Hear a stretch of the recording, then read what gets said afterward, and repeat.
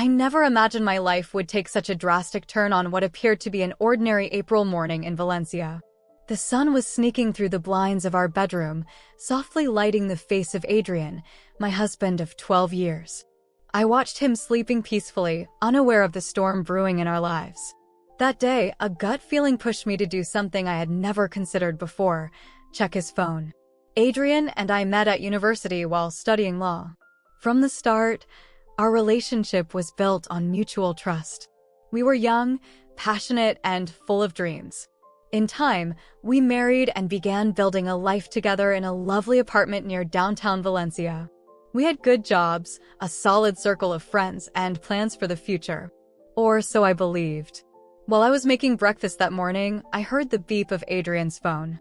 Normally, I wouldn't have given it a second thought, but something inside me stirred. Perhaps it was the long hours he'd been putting in at work lately, or the hushed phone calls he took when he thought I wasn't listening. Before I knew it, I found myself walking over to the bedside table where his phone rested. With trembling hands, I unlocked the screen. I knew his passcode. We had shared it years ago as a sign of trust. How ironic that it would come to this. At first, nothing seemed out of the ordinary. Messages from work colleagues, social media notifications, nothing alarming. But then, one name caught my attention: Noelle. Noelle was a new hire at the law firm where Adrian worked. He had mentioned her a couple of times, always in a work context. "She's incredibly efficient," he'd said. "She's been a huge help with the Martinez case." I had never thought much of it. Now, reading the messages exchanged between them, I felt as though the ground had opened beneath my feet. "Good morning, my love. Last night was wonderful. I can't wait to see you today," read Noelle's latest message. Those words hit me like a punch in the stomach. I kept reading, unable to stop, each message a deeper stab. There were photos, plans for secret meetings, promises of eternal love, a whole parallel world unfolding behind my back. I sat on the edge of the bed, feeling as though I couldn't breathe. How had I not noticed before? How long had this been going on? Questions swirled in my mind as I tried to process the magnitude of the betrayal. 12 years of marriage, shared projects, dreams built together, all crumbling before my eyes. At that moment, I heard Adrian moving in the shower. The sound of running water brought me back to reality. I had to make a quick decision. Should I confront him right away? Or pretend nothing was wrong? My mind whirled with emotions: pain, anger, confusion. But above all, I felt a determination I had never experienced before. I decided not to say anything, not yet. I needed time to think, to plan my next move. I returned to the kitchen and continued making breakfast as if nothing had happened. When Adrian entered the kitchen, dressed for work, I smiled and offered him a cup of coffee. "Good morning, darling," I said, surprised by how firm my voice sounded. "How did you sleep?" Adrian returned my smile, completely oblivious to the turmoil inside me. "Very well, thanks. And you?" Like a log, I lied, as I served him toast. I watched him eat while he chatted about his plans for the day, mentioning an important meeting with a client. Not once did he mention Noelle or hint at his betrayal. He was a consummate actor, and I wondered how many breakfasts we'd shared filled with lies and secrets. As Adrian got ready to leave, I made up my mind. I wasn't going to be the victim in this story. I wasn't going to cry or beg for explanations. No, I was going to take control of the situation and make sure Adrian paid for his betrayal. "Have a great day, love," I said, giving him a kiss on the cheek as he left. I closed the door behind him and leaned against it, releasing a long sigh. Suddenly, the apartment felt too big and empty. I sat on the sofa, looking around. Every corner of our home held memories of our life together. The bookshelf filled with books we'd collected over the years, photos from our travels, the gifts we'd exchanged. Everything now seemed like a cruel joke.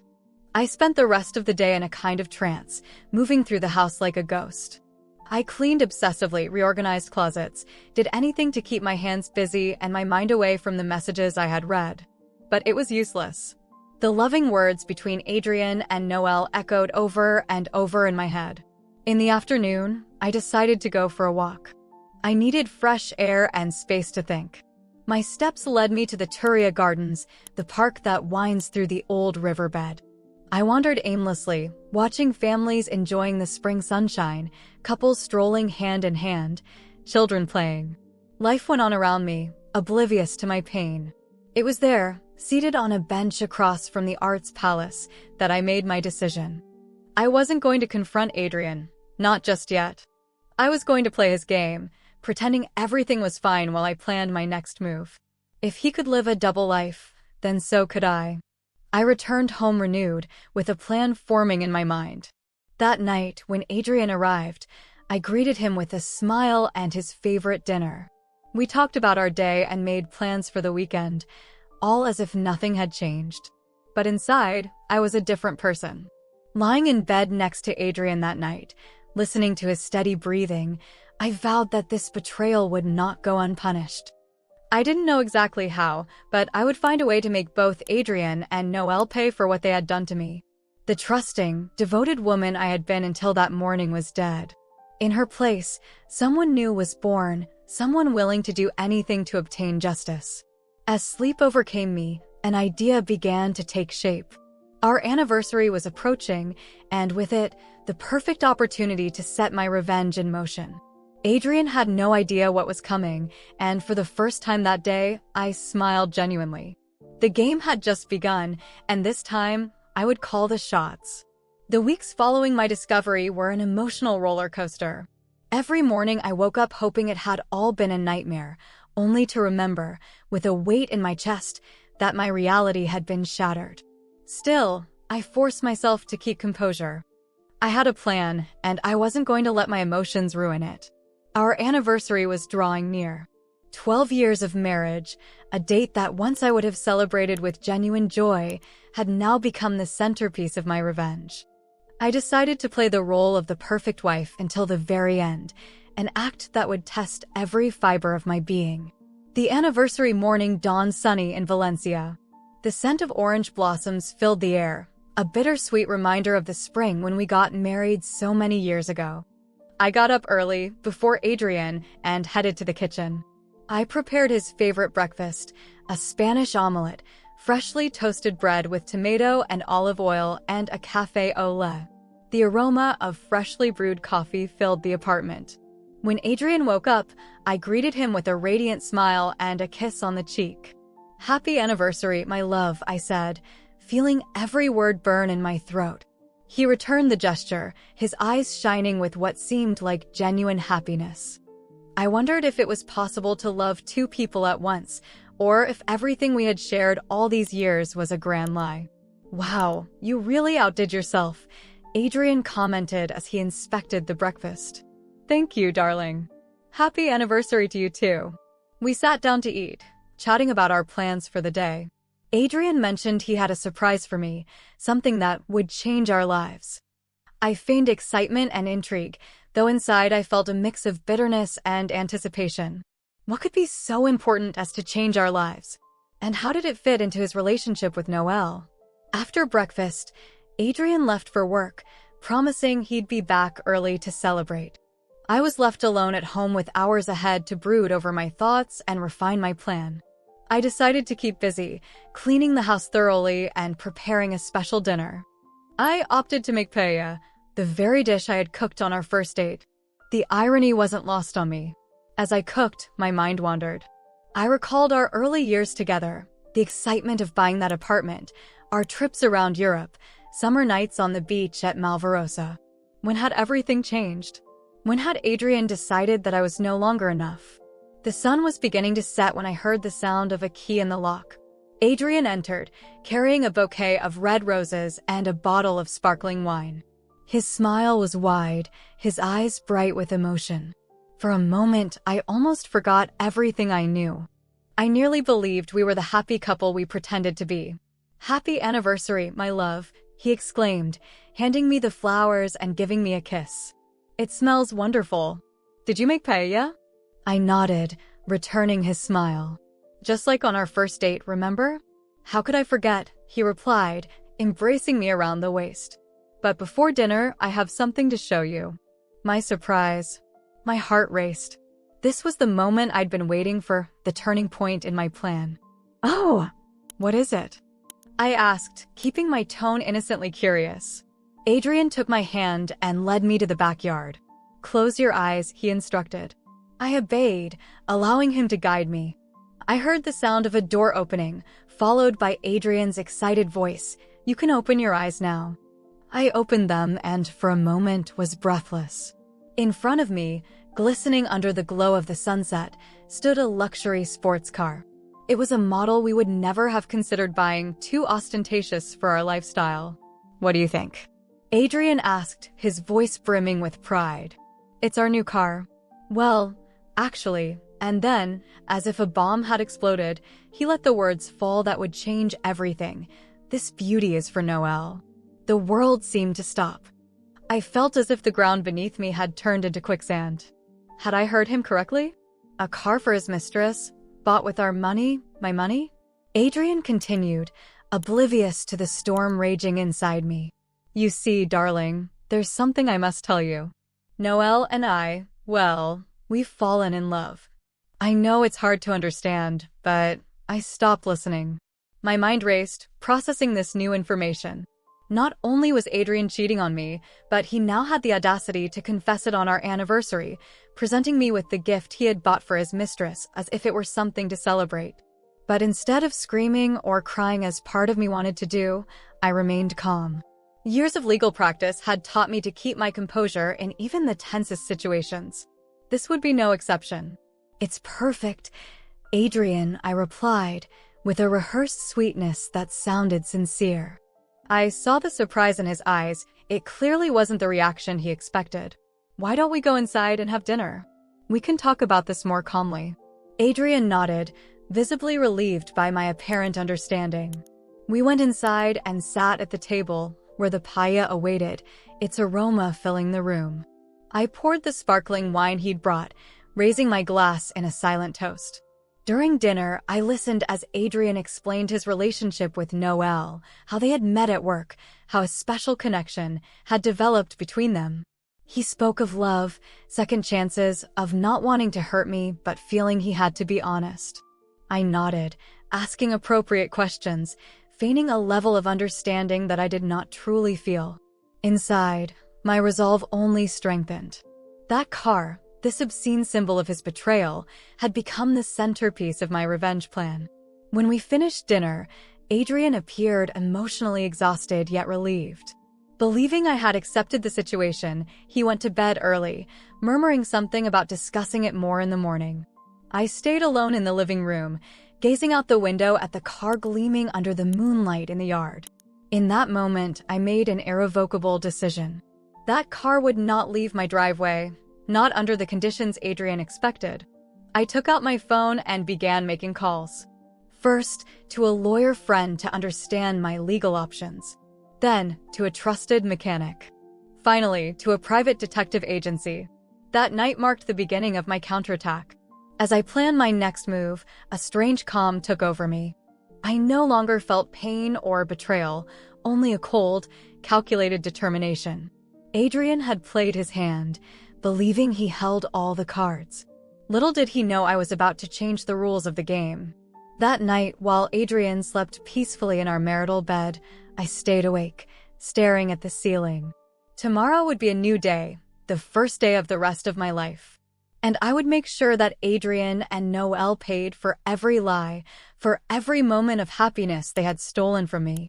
Adrian's anniversary gift had become the catalyst for my revenge. And I was ready to take control of my destiny, no matter the cost.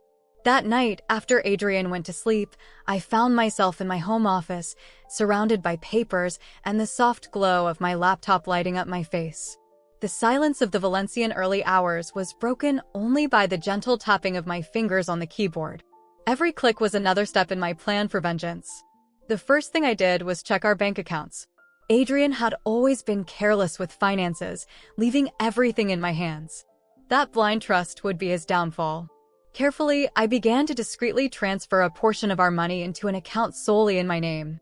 It wasn't a sum that would immediately raise suspicion, but enough to provide me with a financial cushion for what was to come. As I made the transfers, my mind wandered back to the early days of our marriage. I remembered how we had saved together to buy this apartment, how we celebrated every little financial milestone. When had Adrian decided that none of it mattered? When had he become the kind of man who would spend our savings on a car for his mistress? Dawn found me still awake. The first rays of Valencian sunlight peeked through the blinds as I finally closed my laptop. I had mapped out the outlines of my plan, but I knew I'd need help to carry it out. I took a quick shower and dressed carefully, choosing a suit that made me feel powerful. Adrian woke up just as I was about to leave. "Where are you off to so early?" he asked, his voice sleepy. "I have an important meeting at the firm," I lied effortlessly. "Don't wait up for breakfast." I left the house before he could ask more questions. My first destination was the office of Mary, an old friend from law school who now specialized in divorces. I needed to know exactly what my legal options were. Mary welcomed me into her office with a look of concern. We had known each other for years, and I could see in her eyes that something was wrong. "What's wrong, Lucy?" she asked, offering me a cup of coffee. I told her everything: Adrian's infidelity, the car, his confession on our anniversary. Mary listened silently, her expression growing more serious with every detail. "I understand you want revenge," she finally said. "But we have to be smart about this. A badly handled divorce could cost you dearly." For the next few hours, Mary explained my rights, possible legal strategies, and how I could protect my assets. I left her office with a clear idea of my next steps.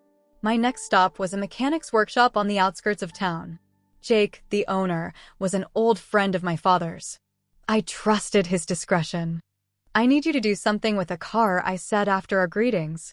"Something that makes it look like an accident, but renders it useless." Jake looked at me with a mix of surprise and understanding. He didn't ask any questions, he simply nodded. "I can take care of that. When do you need it?" "As soon as possible," I replied. "I'll bring it in tomorrow." With that arranged, my final stop of the day was a private detective agency. I needed solid evidence of Adrian's infidelity, something I could use in court if things went south. The detective who attended to me, a middle-aged man named Charles, listened to my story with professional interest. "Don't worry, ma'am," he assured me. "We'll get all the proof you need." I returned home late that night, exhausted but with a sense of accomplishment. Adrian was in the living room, watching TV. He looked at me with a mix of guilt and concern. "You've been out all day," he commented. "Everything okay at work?" "Perfectly," I replied with a smile that didn't reach my eyes. "Just a mountain of paperwork to catch up on." I sat next to him on the sofa, pretending to be interested in the show he was watching. Inside, my mind raced, reviewing every detail of my plan. The next morning, I woke up early again. Adrian had already left for work. Perfect. I grabbed the keys to the new car and went out to the garage. I looked at it for a moment, this shiny symbol of Adrian's betrayal. Then, without hesitation, I got in and drove it to Jake's workshop. "Remember," I told him as I handed over the keys, "make it look like an accident." Jake nodded, understanding the gravity of the situation. "Don't worry, Lucy. By the time we're done, no one will suspect a thing." I spent the rest of the day at the firm, working on my cases and keeping up appearances. That afternoon, I received a call from Charles, the detective. "We've got something," he said. "Photos, videos, messages. Everything you need to prove the infidelity." A mix of relief and sorrow washed over me as I listened. It was the final confirmation I needed, though a part of me still clung to the hope that it might all be a terrible misunderstanding. That night, when Adrian returned home, he acted as if nothing had changed. He kissed me on the cheek, asked about my day, even suggested that we go out for dinner on the weekend. His normalcy enraged me. How could he act so normally knowing what he'd done? Over dinner, Adrian casually mentioned the new car. "I was thinking of taking it for a spin this weekend. Fancy a drive to the beach?" I had to stifle a smile. "Sure, love. Sounds great." Little did he know that his precious new car was, at that moment, being dismantled piece by piece at Jake's workshop. The following days tested my ability to act. I maintained a facade of normalcy while, inside, anger and anticipation simmered. Every time Adrian mentioned Noel or the car, I reminded myself that soon, very soon, everything would change. Finally, a week after our anniversary, I received the call I'd been waiting for. It was from Jake. "It's ready," he said simply. "You can come pick it up whenever you want." That night, while Adrian slept, I quietly left the house. I drove to Jake's workshop, where the car awaited me. At first glance, it looked the same as before. But Jake assured me he had made subtle yet crucial changes to the engine and brakes. "The next time you drive it," he explained, "it will seem to have suffered a catastrophic failure. Nothing dangerous," he added quickly at the look on my face, "but it will definitely leave it unusable." I drove the car back home, feeling a mix of nerves and anticipation. I parked it in the garage, exactly where it had been before. Adrian would never know it had left. The next day was Saturday. Adrian woke up excited, talking about taking the new car for a drive to the beach. I nodded, feigning shared enthusiasm. We left after breakfast. Adrian was radiant as he drove, commenting on the engine's power and the smooth ride. I remained silent, waiting. We didn't have to wait long. Barely had we left the city when the car began making strange noises. Adrian frowned, clearly concerned. Suddenly, there was a loud bang and the car came to an abrupt stop. "What the hell?" exclaimed Adrian, trying to start it again. But it was useless. The engine was dead. While Adrian called his insurance, frustrated and confused, I watched from the window, hiding a smile of satisfaction. It was only the beginning of my revenge, but it already tasted sweet. That night, as Adrian lamented over the car, I sat in my study, reviewing the evidence Charles had provided. Photos of Adrian and Noel together, screenshots of their messages, details of their secret encounters. Everything was there, irrefutable. I made a decision then. I wasn't going to confront Adrian directly, not yet. I would continue acting as if everything was normal, while slowly dismantling his life, just as he had dismantled mine. I went to bed that night with a smile on my lips. Adrian didn't know it, but his world was about to crumble, and I would be there to watch every moment of his fall. The days following the car incident were a strange mix of tension and normality. Adrian was visibly shaken by the loss of his precious gift for Noel, yet he tried to maintain a calm facade. Meanwhile, I continued my act as the understanding wife, concealing the satisfaction I felt every time I saw him frustrated by the situation. One evening, while we were dining on the terrace of our Valencia apartment, I decided to take my plan one step further. The warm Mediterranean night air wrapped around us and the city lights twinkled in the distance, a perfect setting for a silent confrontation. "Darling," I began, serving him a glass of his favorite red wine, "I've been thinking, how about we invite some of your work colleagues over for dinner? It's been a while since we socialized with them." I saw Adrian tense slightly at the suggestion. "Colleagues?" "I don't know, Lucy. Lately, we've all been swamped with the Martinez case." I smiled, feigning innocence. "Oh, come on. I'm sure they could use a night off. How about Friday? Maybe we could invite... What's the name of that new girl? Noel?" The name fell between us like a silent bomb. Adrian nearly choked on his wine, and I could see his mind racing, desperately searching for an excuse. "I don't think that's a good idea," he finally said, avoiding my gaze.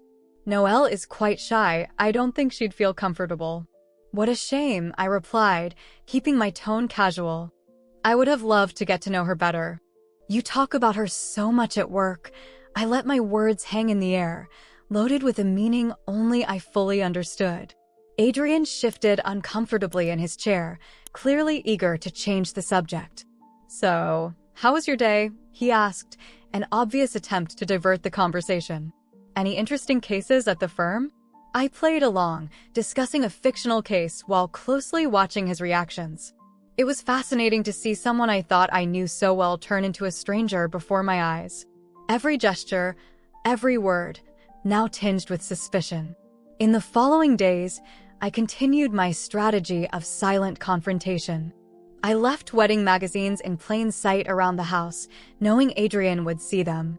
I spoke enthusiastically about renewing our vows, watching him squirm at the idea. One afternoon, while Adrian was at work, I decided to take an even bolder step. I went to a downtown jewelry store and bought an ostentatious engagement ring. It wasn't for me, of course, it was just another piece in my elaborate game. That night, when Adrian arrived home, I left the ring in a prominent spot on the dining table. His reaction was immediate. He froze in the doorway, his eyes fixed on the small velvet box. "What is that?" he asked, his voice barely a whisper. I shrugged, feigning nonchalance. "Oh, that. It's just a ring I saw today. I thought it was gorgeous. Don't you think it would be perfect for a wedding?" I watched the color drain from his face. "A wedding? What are you talking about, Lucy?" "Well," I said, approaching him with a smile that didn't reach my eyes, "you never know when someone might need an engagement ring, right?" I let him interpret my words as he wished. Was I suggesting that we renew our vows? Or perhaps hinting that I knew about his plans with Noelle? The ambiguity was my best weapon in this psychological game. Adrian spent the rest of the night restless, stealing glances at the ring whenever he passed by it. I, for my part, acted as if nothing unusual was happening. As the days went by, I escalated my strategy. I began making casual remarks about fidelity, commitment, and the future of our relationship. Every word was like a dart aimed straight at the heart of his guilt. One morning, over breakfast, I dropped another bomb. "You know, I've been thinking about taking a vacation. Maybe we could go to Paris, like on our honeymoon. What do you think?" Adrian nearly choked on his coffee. "Paris? I'm not sure it's a good time, with all the work I have." "Oh, come on," I insisted, my voice sweet, but my eyes icy. "I'm sure you can take a few days off. Unless there's something keeping you here in Valencia." I let the insinuation hang in the air. Adrian mumbled something about considering it and hurried off to work, clearly desperate to escape the conversation. Meanwhile, I kept receiving regular updates from Charles, the private detective. Every report was another stab, confirming the depth of Adrian's betrayal. Photos of him and Noelle at restaurants, text messages filled with promises of eternal love, details of clandestine meetings in local hotels. One afternoon, I decided to take my game one step further. I invited Mary, my lawyer friend, over for coffee at home. Making sure that Adrian would be in the house at that hour, I steered the conversation toward legal topics. "So, Mary," I said loudly enough for Adrian, who was in the next room, to hear, "what advice would you give to someone who suspects their partner is cheating?" The ensuing silence was deafening. I could almost picture Adrian in the other room, holding his breath. Mary, fully aware of what I was up to, played along. "Well, the first step would be to gather evidence, text messages, emails, witnesses. And then, of course, consult with a divorce attorney." The word divorce thundered through the apartment. I heard something crash in the other room, probably Adrian stumbling in shock. I continued the conversation as if nothing were amiss, discussing the legal intricacies of a divorce due to infidelity, ensuring every word was heard clearly. When Mary left, Adrian emerged from the other room, pale and visibly agitated. "What was that all about?" he asked, trying to maintain his composure. I merely shrugged, my face a mask of innocence. "Oh, just a chat between friends. You know how Mary is, always talking about work." That night, I watched as Adrian tossed in bed, unable to sleep. His mind must have been a whirlwind of guilt, fear, and confusion. And I, lying beside him, felt an odd mix of satisfaction and sorrow. As the days passed, the tension in our home became almost palpable. Adrian grew increasingly nervous, jumping at every little noise, constantly checking his phone. I maintained my facade of normalcy, but every action, every word, was carefully calculated to heighten his anxiety. One night, as we dined in silence, I decided to deliver the final blow of my silent confrontation. Casually, I took out my phone and began typing a message. "Who are you talking to?" Adrian demanded, his voice tense. "Oh, I'm just confirming an appointment," I replied calmly. "With the private detective." The clatter of his fork hitting his plate was deafening. "Private detective? What are you talking about, Lucy?" I looked him straight in the eyes and finally dropped my mask. "I think we both know what I'm talking about, Adrian. The question is, what are you going to do about it?" The silence that followed was overwhelming. In that moment, As I watched panic and realization flood Adrian's eyes, I knew the silent confrontation was over.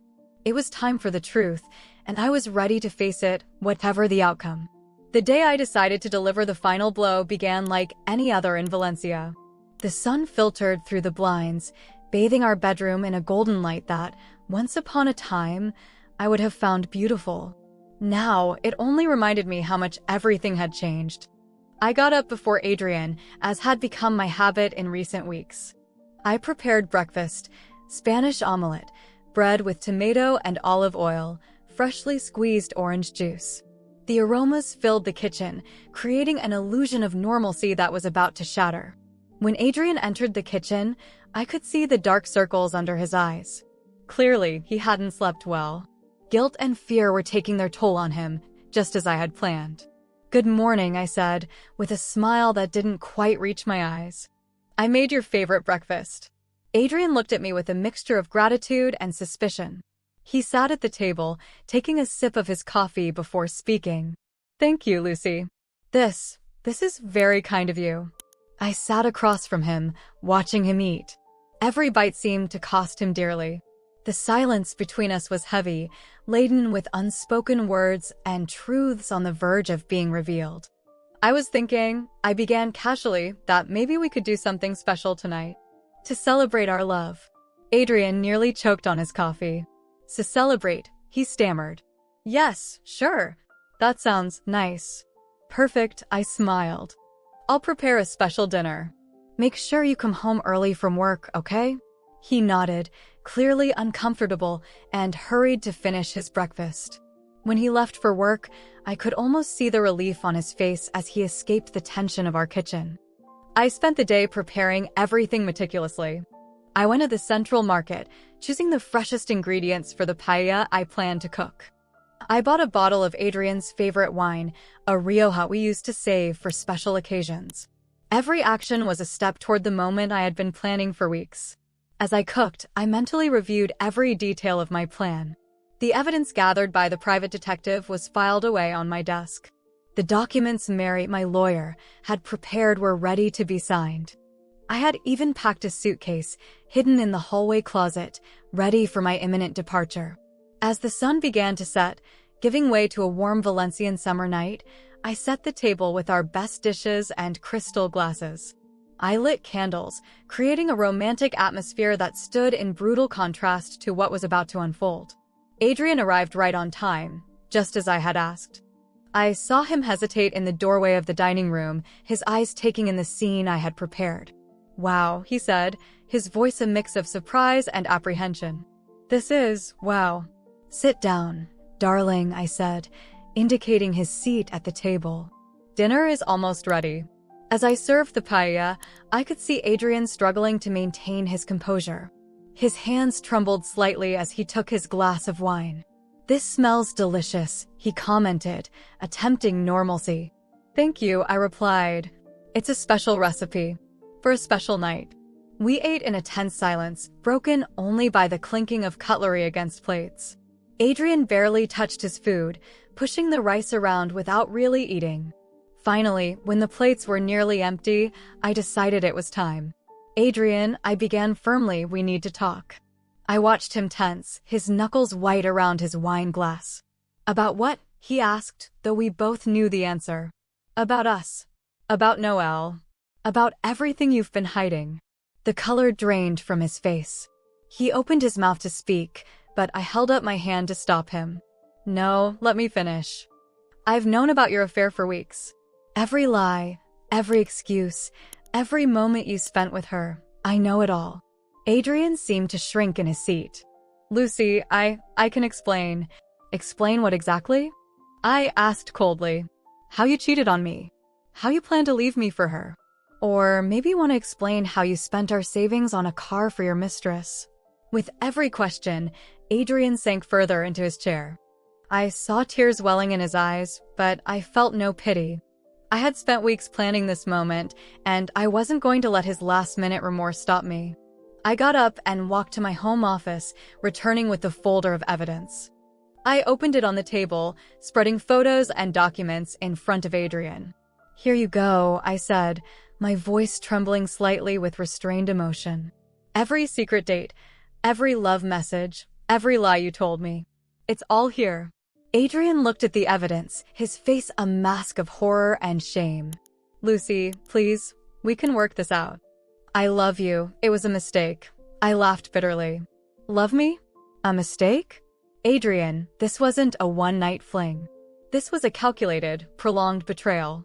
You lied to me, stole from me, and planned to abandon me. I walked over to the sideboard and pulled out another envelope. You know what this is? I asked, waving the envelope in front of him. These are the divorce papers. They're already drafted, only your signature is missing. Adrian paled even more if that were possible. Divorce? Lucy, please, we can fix this. I'll do anything, go to therapy, quit my job. It's too late for that, I replied firmly. You've made your choices, Adrian. Now it's my turn to make mine. I explained, with a calm that surprised even me, how I had transferred most of our savings into an account in my name, how the car you bought for Noel had been sold, and how the money was used to pay the detective and the lawyer. You're left with nothing, Adrian, I concluded. Neither your mistress, nor your money, nor your wife. Adrian broke down, pleading for forgiveness, swearing he would change. But I had already made my decision. With every tear he shed, I felt the love I once had for him vanish. I want you to leave, I said finally. Tonight, you can take your personal belongings, but nothing more. The apartment is in my name, as are most of our assets. If you try to fight for anything, I have enough proof of your infidelity and financial mismanagement to leave you with nothing in court. Adrian looked at me, defeated. Where am I supposed to go? That's not my problem, I replied coolly. Maybe Noelle has room for you in her apartment. I watched as the realization hit him. He had not only lost his wife and our home, but also his mistress. The look in his eyes was pure desolation. As Adrian gathered a few of his belongings, I remained in the living room, staring out the window at the twinkling lights of Valencia. I felt a mix of emotions, sorrow for the end of what was once a happy marriage, relief at finally taking control of my life, and a strange sense of emptiness. When Adrian left for the last time, suitcase in hand and shoulders slumped, I couldn't help but feel a pang of nostalgia. 12 years together ended that way, on a summer night, with the sound of the door closing as the final punctuation. I poured myself another glass of wine and returned to the window. The city still buzzed, indifferent to the drama that had just unfolded in our little apartment. I thought about everything that had happened, about how I had changed in these past weeks. I was no longer the trusting, in-love woman I once was.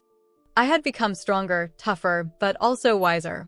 As the city lights shimmered in the distance, I promised myself this was a new beginning. I had survived the betrayal, taken control of my life, and now had an entire future ahead of me. The final blow had been struck. Adrian had lost everything, and I had gained my freedom. That night, after Adrian was gone, I slept in my own bed for the first time in weeks, free from the weight of betrayal. The silence in the apartment, once oppressive, now felt like liberation. It was the silence of a new beginning. I woke at dawn, the first Valencian rays sneaking through the blinds. For a moment, everything seemed normal, as if the past few months had been nothing more than a nightmare. But then the memories returned, along with a strange mix of relief and anxiety. I got up and walked through the apartment, every room filled with memories of my life with Adrian. 12 years of marriage don't disappear overnight, no matter how much you wish it. In the kitchen, his favorite coffee mug still sat on the shelf. In the living room, our wedding photos still adorned the walls. Every object was a reminder of what I had lost, but also of what I had gained. My freedom, my dignity, my future. I decided it was time for change. I wouldn't continue living surrounded by memories of a life that no longer existed. I took a box and began gathering the things of Adrian that still remained in the house. Clothes he'd left behind, books he never read, gifts we'd exchanged over the years. Every item I placed in the box was like shedding a weight from my shoulders. As I worked, my phone wouldn't stop ringing. Messages from Adrian begging for another chance, calls from friends and family who'd heard rumors of our separation. I ignored them all. I needed this time for myself to process everything that had happened and decide my next step. Mid-morning, I paused and sat on the balcony with a cup of coffee. From there, I could see the bustling city, life continuing as always. I wondered how many others were going through something similar, how many broken hearts and shattered dreams lay hidden behind the facades of the buildings around me. It was then, looking at the city that had been my home for so many years, that I made a decision. I needed a radical change. Not only in my personal life, but also in my surroundings. Valencia, with all its memories, both good and bad, was no longer the place for me. I spent the rest of the day researching options. Looking for cities where I could start anew, places where no one knew me, where I could reinvent myself.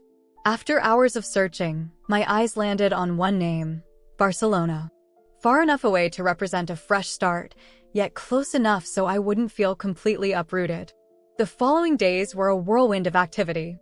I contacted real estate agencies in Barcelona, searching for a new place to live.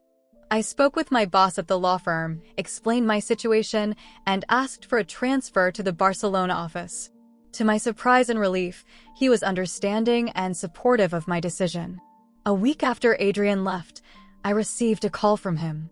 For a moment, I hesitated to answer, but something told me I should. His voice sounded broken, desperate. "Lucy, please, give me another chance. I made the worst mistake of my life. I love you, I always have." I listened in silence, unmoved by his words. Where there might once have been pain and conflict, now there was only a resigned calm. "Adrian," I finally said, "I'm sorry, but there's no turning back. What you did, I can't forgive it. It's not just the infidelity, it's the lies, the betrayal of our trust. We're not the people we once were, and we never can be again." There was a long silence on the other end. When Adrian spoke again, his voice was full of tears. "I understand. I'm so sorry, Lucy. I hope someday you can forgive me." "Maybe someday," I replied, surprised by the sincerity in my voice. "But not today. Goodbye, Adrian." I hung up and stared at the phone for a moment. It was strange, but that conversation gave me a sense of closure I hadn't known I needed. There was no longer anger or a desire for revenge, only a sad acceptance that some things, once broken, can never be fixed. The following weeks passed in a blur of preparations. I packed my life into boxes, sold what I didn't want to take with me, said goodbye to friends and colleagues. Every action was a step toward my new life. Finally, the day of my departure arrived. Standing in the middle of my empty apartment, I took one last look around. Every corner held a memory, happy, sad, bittersweet. For a moment, I felt a pang of nostalgia. But then I took a deep breath and walked out, closing the door behind me. It was time to write a new chapter. The journey to Barcelona was symbolic of my transformation. As the train pulled away from Valencia, I felt that I was leaving behind not just a city, but a version of myself. The Lucy who arrived in Barcelona was not the same one who had left Valencia. I was stronger, wiser, and more determined. My new apartment in the Elborn district was small but cozy. From the balcony, I could see narrow medieval streets bustling with life and color. It was the perfect setting for my rebirth. The first days in my new city were challenging. Everything was new and sometimes overwhelming. But with each passing day, I felt more at home. I discovered new cafes, wandered through the alleys of the Gothic Quarter, and spent hours sitting on Barceloneta Beach, letting the sound of the waves wash away the remnants of my past life. At work, I immersed myself in new cases with renewed passion. My colleagues at the Barcelona office soon noticed my dedication and skill. It wasn't long before they offered me the chance to lead a team on an important case, an opportunity one would never have had in Valencia, trapped in the monotony of my old life. Gradually, I began to make new friends. Martha, my neighbor, a bohemian artist who introduced me to Barcelona's vibrant cultural scene. Charles, a coworker who became my confidant and support at the firm. And Sophia, a yoga instructor who helped me find inner peace through meditation and exercise. One evening, 6 months after my arrival in Barcelona, I was dining with my new friends at a small restaurant in El Raval. Amid laughter and conversation, I realized something. For the first time in a long time, I truly felt happy. It wasn't the illusory happiness of my marriage with Adrian, but something deeper, something genuine. That night, back in my apartment, I sat on the balcony with a glass of wine, watching the city lights. I thought about everything that had happened, how my life had changed in such a short time. The betrayal by Adrian, which once seemed like the end of the world, now appeared as the catalyst that helped me find my true self. I took out my phone and, for the first time in months, looked through photos of my life in Valencia. The images of Adrian and me, once a source of pain, now evoked only a faint nostalgia. I decided it was time to close that chapter for good. I deleted the photos, one by one, each deletion an act of liberation. The next morning, I woke up filled with renewed energy. I had an idea, a dream that had been brewing in my mind for weeks. I wanted to open my own law firm, specializing in helping women who had gone through situations similar to mine. Women who needed not only legal advice, but also understanding and emotional support. I spent the following months working tirelessly on this project. I researched, planned, and saved. My nights and weekends were filled with meetings with potential partners, searching for a location, handling legal paperwork. It was exhausting, but incredibly fulfilling. A year after my arrival in Barcelona, I stood in front of the door to my very own office. The sign on the door read Lucy Martin and Associates, Family Law Specialists. It was more than just a business. It was the culmination of my personal journey, a way to turn my pain into something positive, to help others rise from their own ashes. That night, I celebrated the opening with friends on the terrace of my apartment. As we toasted under the stars, with the Sagrada Familia illuminated in the distance, I felt a deep sense of peace and accomplishment. I thought back to the Lucy of a year ago, devastated by betrayal, filled with anger and pain. How much I had changed since then. The betrayal by Adrian, which once seemed like the end of my world, had become the beginning of something beautiful and powerful. I looked at my friends, my new life, my new city, and smiled. I had risen from the ashes of my failed marriage, stronger and wiser. The future, which once seemed dark and uncertain, now shone with endless possibilities. And so, under the starlit sky of Barcelona, I definitively closed one chapter of my life and opened another, filled with hope, strength, and the promise of a new dawn.